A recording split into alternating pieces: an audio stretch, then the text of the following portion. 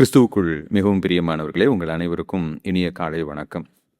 இன்று எரேமியா 22ஆம் அதிகாரம் 3-4 வசனங்களின் அடிப்படையிலே கர்த்தர் நம்மோடு கூட ஏழைகளை மறவாதே என்ற செய்தியை பகிர்ந்து கொள்ள விரும்புகிறார். சமுதாயத்திலே பணக்காரன் ஏழை என்ற ஒரு பாகுபாடு காலமாக இருந்து வருகின்ற ஒரு பாகுபாடு. ஆங்கிலத்தில் the rich get richer, the poor become poorer என்று சொல்வார்கள். பணம் படைத்தவர்கள் இன்னும் அதிக வசதி படைத்தவர்களாக மாறிக்கொண்டிருக்கிறார்கள், ஏழைகளோ இன்னும் அதிக ஏழைகளாக மாறிக்கொண்டிருக்கிறார்கள் என்று ஒரு ஆங்கில பழமொழி உண்டு. கர்த்தரிடத்திலே இஸ்ரவேல் மக்கள், யூதர்கள், எங்கள் மீது வருகின்ற தண்டனையிலிருந்து நாங்கள் தப்பித்துக்கொள்ள என்ன செய்ய வேண்டும் என்ற கேள்வி எழுப்பினார்கள். அப்பொழுது கர்த்தர் அவர்களுடைய முதலாவது பாவத்தை சுட்டி காண்பித்தார். அது என்னவென்றால், அவர்கள் யெகோவாகிய மெய் தேவனை விட்டுவிட்டு கானானிய தெய்வங்களை தொழுது கொண்டு வந்தனர். இந்த வசனங்களில் இரண்டாவது பாவத்தை குறித்து அவர் பேச இருக்கிறார். இந்த இரண்டாவது பாவம் என்ன? எரேமியா 22ஆம் அதிகாரம் 3-4 வசனங்கள். நீங்கள் நியாயமும் நீதியும் செய்து பறி கொடுத்தவனை ஒடுக்குகிறவனுடைய கைக்கு தப்புவீங்கள். நீங்கள் பரதேசியையும் திக்கற்றவனையும் விதவையும் ஒடுக்காமலும் கொடுமை செய்யாமலும் இவ்விடத்தில் குற்றமில்லாத இரத்தத்தை சிந்தாமலும் இருங்கள். இந்த வார்த்தையின்படியே நீங்கள் மெய்யாய் செய்வீர்களாகில் தாவீதின் சிங்காசனத்தில் உட்கார்ந்திருக்கிற ராஜாக்கள் ரதங்கள் மேலும் குதிரைகளின் மேலும் ஏறி அவனும் அவன் ஊழியக்காரரும் அவன் ஜனமுமாக இந்த அரண்மனை வாசல்களின் வழியாய் உட்பிரவேசிப்பார்கள் என்று கர்த்தர் சொல்கிறார்.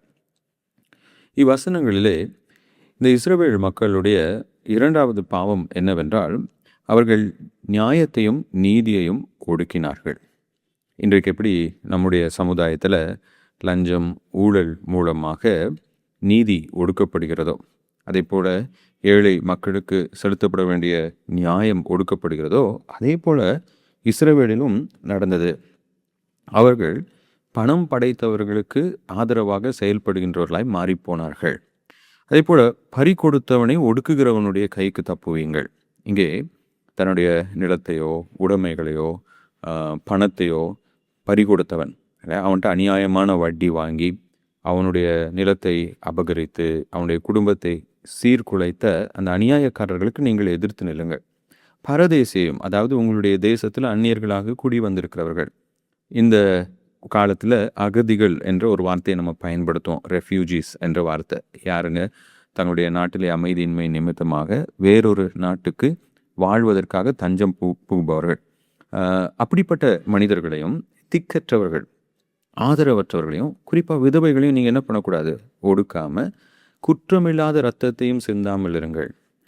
இப்போ இதன் மூலமாக தெய்வன் அவர்களுக்கு கூற விரும்பிய கருத்து ஒன்று தான். இந்த உலகத்தில் நிறைய மனிதர்கள் பல பாடுகளுக்குள்ளாக கடந்து செல்கிறாங்க.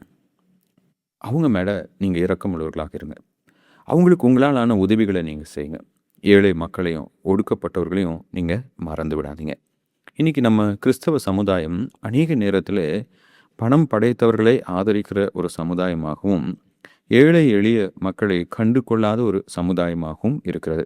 குறிப்பாக இந்த நாட்களில் நாம் எப்படி மாறிவிட்டோமே என்றால், என் குடும்பம், என்னுடைய கஷ்டம், இதை பார்த்துக்கிறதுக்கே எனக்கு நேரம் இல்லைங்க, இதை தாண்டி தான தர்மம், கஷ்டப்படுறவங்க அவங்க வாழ்க்கையை பற்றிலாம் நான் கவலைப்பட முடியாது, என் வாழ்க்கையை பற்றி யார் கவலைப்படுவா அப்படிங்கிற ஒரு மனநிலைக்குள்ளாக நம்ம இருக்கிறோம். ஆனால் ஆண்டவர் சொல்லார் எரேமியாவின் மூலமாக, உங்களுடைய பாவம் என்னவென்றால் இப்படிப்பட்ட ஏழை மக்களை நீங்கள் மறந்து விட்டீங்க.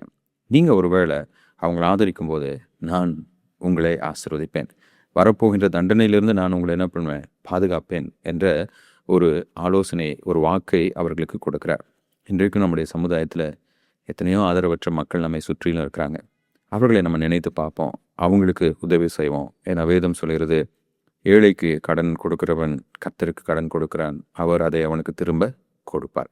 கர்த்தர் தாமே அப்படிப்பட்ட ஒரு இரக்க குணத்தை நமக்கு கொடுப்பாராக. ஆமேன்.